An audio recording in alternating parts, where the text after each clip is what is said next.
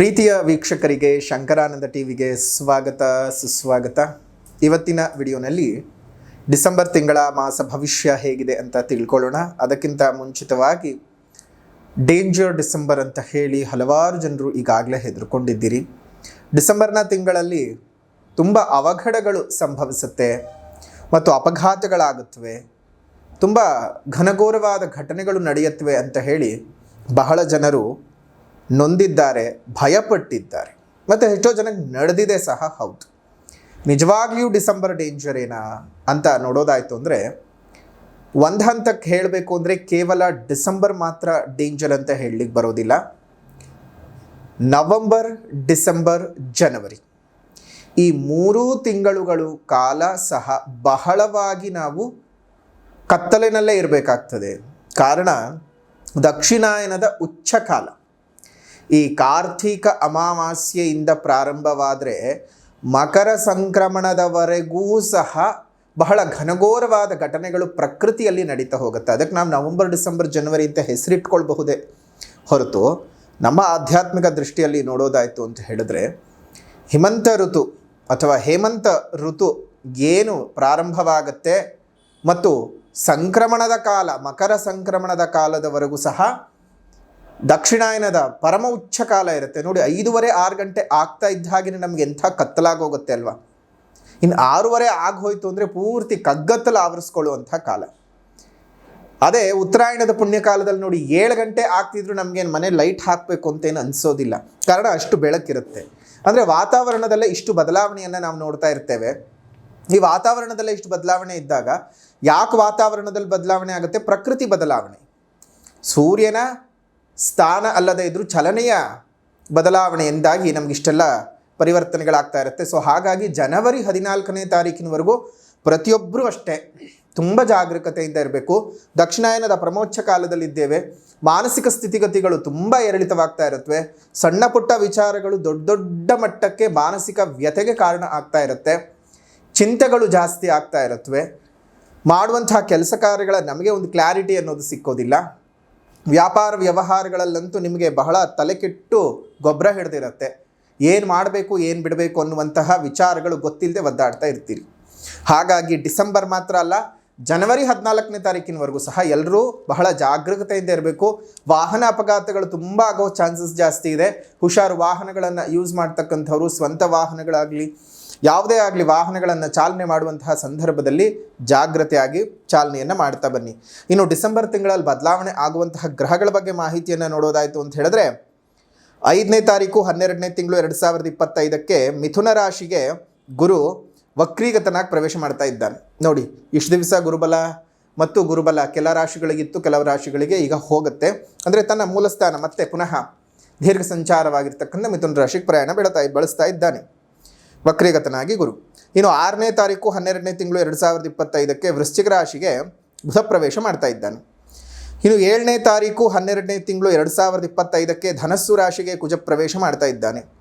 ಇನ್ನು 15ನೇ ತಾರೀಕು 12ನೇ ತಿಂಗಳು 2025ಕ್ಕೆ ಧನಸ್ಸು ರಾಶಿಗೆ ರವಿಯು ಪ್ರವೇಶ ಮಾಡ್ತಾ ಇದ್ದಾನೆ.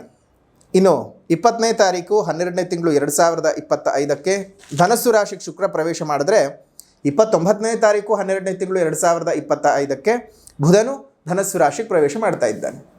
ಈ ಒಂದು ಗ್ರಹಗಳ ಸ್ಥಾನದ ಬಲಾನುಬಲಗಳ ಆಧಾರದಲ್ಲಿ ಯಾವ ರಾಶಿಯವರಿಗೆ ಈ ಗ್ರಹಗಳ ಸ್ಥಾನದ ಬಲಾಬಲಗಳ ಆಧಾರದಲ್ಲಿ ರಾಶಿ ಭವಿಷ್ಯ ಹೇಗಿದೆ, ಈ ತಿಂಗಳ ಮಾಸಿಕ ಭವಿಷ್ಯ ಹೇಗಿದೆ ಅನ್ನೋದನ್ನು ನೋಡೋಣ.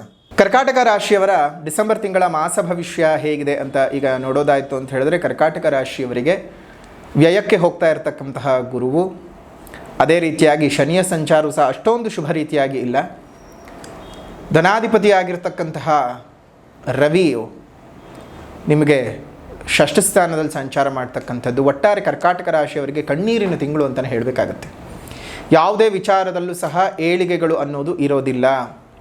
ಬಹಳ ಕಠಿಣವಾದಂತಹ ಕಾರ್ಪಣ್ಯಗಳನ್ನು ಎದುರಿಸಬೇಕಾಗತ್ತೆ ಈ ಒಂದು ಡಿಸೆಂಬರ್ನ ತಿಂಗಳು. ಬಹುಶಃ ಡೇಂಜರ್ ಡಿಸೆಂಬರ್ ಅಂತ ಕರ್ಕಾಟಕ ರಾಶಿಯವರಿಗೆ ಹೇಳಬೇಕು. ಮಾಡುವಂಥ ಪ್ರತಿ ಕೆಲಸ ಕಾರ್ಯಗಳಲ್ಲೂ ವಿಘ್ನತೆಗಳನ್ನು ನೋಡ್ತೀರಿ, ಹಿನ್ನಡೆಗಳನ್ನು ನೋಡ್ತೀರಿ. ವಾಹನ ಅಪಘಾತಗಳು ಉಂಟಾಗ್ತಕ್ಕಂತಹ ಸಾಧ್ಯತೆಗಳು ಕರ್ಕಾಟಕ ರಾಶಿಯವರಿಗೆ ಹೆಚ್ಚಿದೆ. ಅದರಲ್ಲೂ ಆಶ್ಲೇಷ ನಕ್ಷತ್ರದಲ್ಲಿ ಹುಟ್ಟಿದಂಥವರಿಗೆ ಬಹಳ ತಾಪತ್ರೆಗಳು ಹೆಚ್ಚಿಗೆ ಕಾಡತಕ್ಕಂತಹ ತಿಂಗಳು ಅಂತಲೇ ಹೇಳಬೇಕಾಗ್ತದೆ. ಬಹಳ ಘನಘೋರವಾಗಿರ್ತಕ್ಕಂತಹ ಸಮಯ ಸಂದರ್ಭಗಳು ಕರ್ಕಾಟಕ ರಾಶಿಯವರಿಗೆ ಈ ಒಂದು ತಿಂಗಳಲ್ಲಿ ಉಂಟಾಗುತ್ತೆ.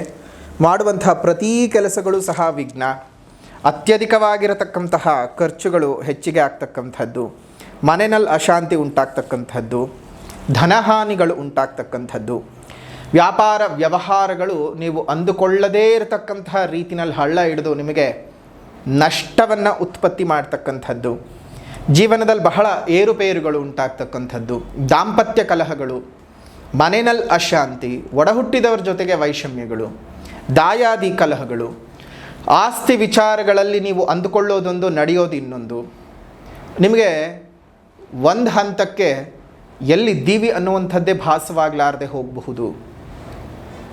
ಸ್ವಲ್ಪ ದಿನ ಹೇಗೋ ನೆಮ್ಮದಿಯ ನಿಟ್ಟುಸಿರು ಬಿಟ್ಟಂತಹ ಕರ್ಕಾಟಕ ರಾಶಿಯವರಿಗೆ ಪುನಃ ಕಷ್ಟದ ದಿನಗಳು ಎದುರಾಗ್ತಾ ಇದ್ದಾವೆ. ಧೈರ್ಯಗೆಡೋದು ಬೇಕಾಗಿಲ್ಲ.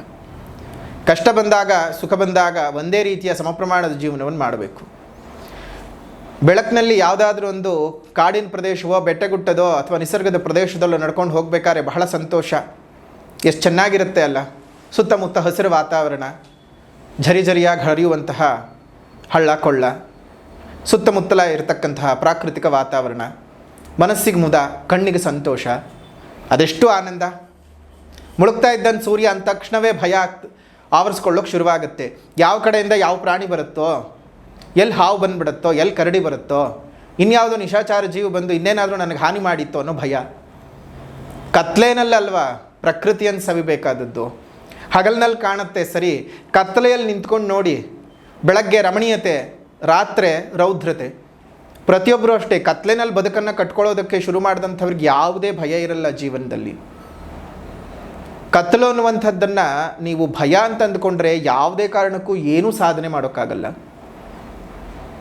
ಅಂಗಾತ ಮಲಕ್ಕೊಳ್ಳಿ, ದಿಟ್ಟಿಸಿ ನೋಡಿ ಆಕಾಶನ, ಕತ್ತಲಲ್ಲಿ ಏನು ಕಾಣುತ್ತೆ ಅಂತ ಗೊತ್ತಾಗುತ್ತೆ. ತುಂಬಿದ ಚಂದ್ರ, ಮಿಣಿಮಿಣಿ ಅನ್ನೋ ನಕ್ಷತ್ರಗಳು, ಹಗಲಲ್ಲಿ ಕಾಣಕ್ಕೆ ಸಿಗೋಕ್ಕಾಗದೇ ಇರುವಂತಹ ಸಂತೋಷದ ವಾತಾವರಣ, ಬೆಳಗ್ಗೆ ಬಿಸಿ, ರಾತ್ರಿ ತಂಪು, ಸಂತೋಷ ಇದೆ ಅಲ್ವಾ? ಪ್ರತಿಯೊಂದು ಅಷ್ಟೇ ನಾವು ಕಂಡುಕೊಳ್ಳೋದ್ರಲ್ಲಿ ಇರುತ್ತೆ.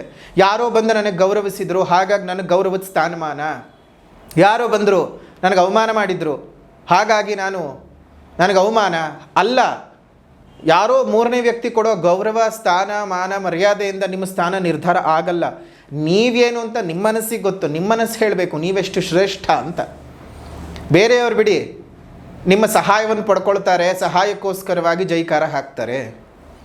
ಮಾಡಿದ್ರೆ ಜೈಕಾರ, ಮಾಡಲಿಲ್ಲ ಅಂದರೆ ಅವಮಾನ. ಇಷ್ಟೇ. ಮೊದಲು ನಿಮ್ಮ ಆತ್ಮವನ್ನು ಕೇಳ್ಕೊಳ್ಳಿ, ಮನಸ್ಸನ್ನು ಪರೀಕ್ಷೆ ಮಾಡ್ಕೊಳ್ಳಿ. ಇದ್ದಾಗ ಬಹಳ ಕೈ ಧಾರಾಳವಾಗಿ ಕೊಡ್ತೀರಿ ಕರ್ಕಾಟಕ ರಾಶಿಯವರು, ಇಲ್ಲದೇ ಇದ್ದಾಗ ಬಹಳ ಚಿಂತೆ ಮಾಡ್ತೀರಿ. ಯೋಚನೆ ಮಾಡೋಕ್ಕೆ ಹೋಗಬೇಡಿ. ಕಷ್ಟಕಾಲ ಬಂದಾಗಲೇ ಯಾರು ನಿಮ್ಮವ್ರು ಅಲ್ಲ ಅಂತ ಗೊತ್ತಾಗೋದು. ಶರಣರು ಬದುಕಿದ್ದ ರೀತಿನ ನೋಡಬೇಕು ಅಂದರೆ ಅವ್ರು ಸಾವನಲ್ಲಂತೆ. ಅವ್ರು ಹೇಗೆ ಬದುಕಿದ್ರು ಅಂತ ಗೊತ್ತಾಗಬೇಕು ಅಂತಂದರೆ ಅವ್ರು ಸತ್ತಾಗ ಅಂತೆ.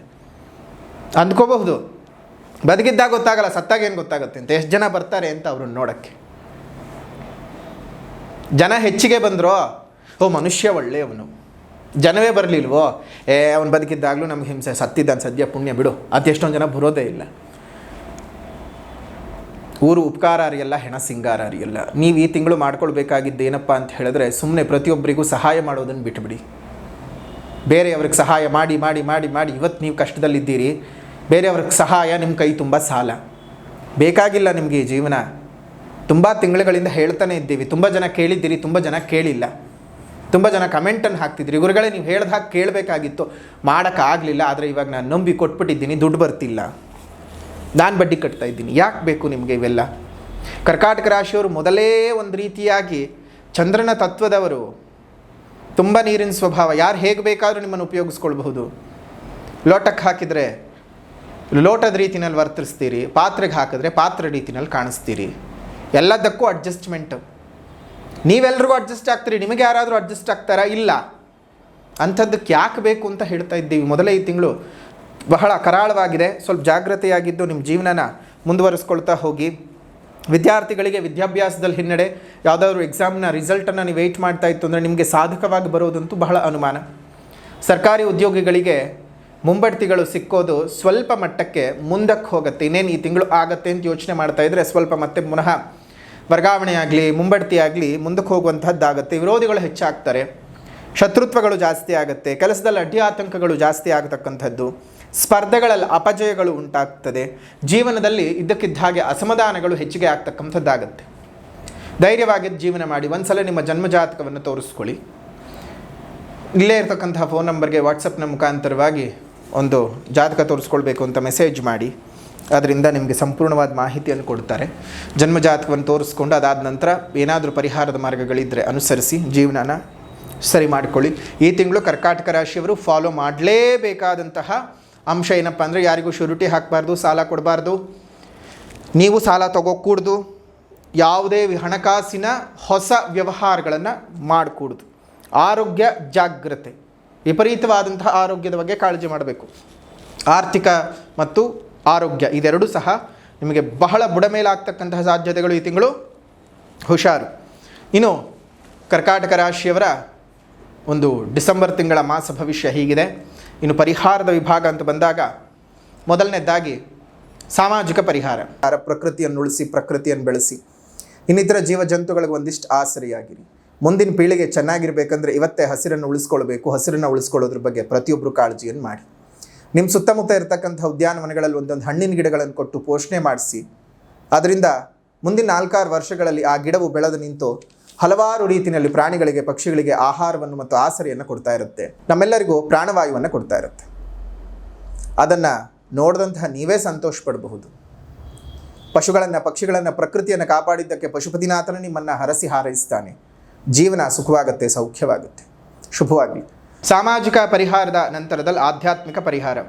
ಆಧ್ಯಾತ್ಮಿಕ ಪರಿಹಾರ ಅಂತ ಬಂದಾಗ ಈ ತಿಂಗಳು ನೀವು ಮಾಡ್ಕೊಳ್ಬೇಕಾಗಿರ್ತಕ್ಕಂಥದ್ದು ಏನಪ್ಪ ಕರ್ಕಾಟಕ ರಾಶಿಯವರು ಅಂತ ಹೇಳಿದ್ರೆ, ಲಲಿತಾ ಪಂಚರತ್ನ ಸ್ತೋತ್ರದ ಪಠಣವನ್ನು ಮಾಡ್ತಾ ಬನ್ನಿ. ಬೆಳಗ್ಗೆ ಸಂಜೆ, ಬೆಳಗ್ಗೆ 6ರಿಂದ 6:30, ಸಂಜೆ 6ರಿಂದ 6:30 ಲಲಿತಾ ಪಂಚರತ್ನದ ಪಠಣವನ್ನು ಮಾಡೋದ್ರಿಂದ ಅಮ್ಮನವರ ಸಂಪೂರ್ಣ ಕೃಪಾಶೀರ್ವಾದ ಉಂಟಾಗಿ ನಿಮ್ಮ ಜೀವನ ಸುಖವಾಗುತ್ತೆ, ಸೌಖ್ಯವಾಗುತ್ತೆ. ಶುಭವಾಗಲಿ, ಮಂಗಳವಾಗಲಿ. ಇದಾಗಿತ್ತು ಕರ್ಕಾಟಕ ರಾಶಿಯವರ 2025ರ ಡಿಸೆಂಬರ್ ತಿಂಗಳ ಮಾಸ ಭವಿಷ್ಯ ಹೇಗಿದೆ ಅಂತ. ವಿಡಿಯೋ ಇಷ್ಟ ಆಗಿದರೆ ಲೈಕ್ ಮಾಡಿ, ಶೇರ್ ಮಾಡಿ, ಕಮೆಂಟ್ ಮಾಡಿ. ಮತ್ತೊಂದು ವಿಡಿಯೋನಲ್ಲಿ ಭೇಟಿ ಮಾಡೋಣ. ಅಲ್ಲಿವರೆಗೂ ನಮಸ್ಕಾರ. ಲೋಕ ಸಮಸ್ತ ಸುಖಿನೋ ಭವಂತು, ಸಕಲ ಸನ್ಮಂಗಳಾನಿ ಭವಂತು, ಸರ್ವೇ ಜನಾಃ ಸುಖಿನೋ ಭವಂತು, ಸಮಸ್ತ ಸನ್ಮಂಗಳಾನಿ ಭವಂತು.